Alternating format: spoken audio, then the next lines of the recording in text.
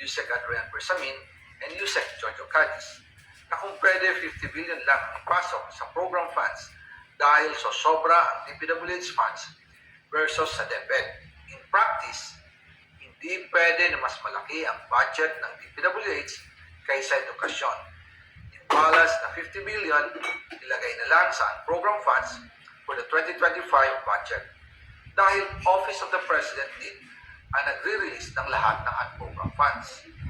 Pagkatapos ng isang araw, tinawagan ako sa Gmina at sinabi ang mensahe ng Pangulo, ipasok ninyo yan dahil pinangako na sa akin ni Speaker Martin yan at hindi na pwedeng baguhin.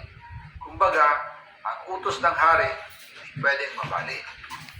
Viral po ngayon sa social media The Speaker, ang 100 billion insertion ng ating sabi niya, President para po sa controversial at resign Congressman Zaldico patungkol po sa mga skandal na nangyayari sa ating bansa, especially po sa Ghost Project ng DPWH.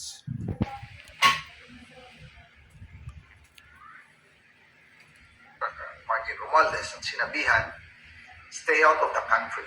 You will be well taken care of as instructed by the President. Noon naniniwala pa ako sa kanila, kaya't hindi ako bumalik.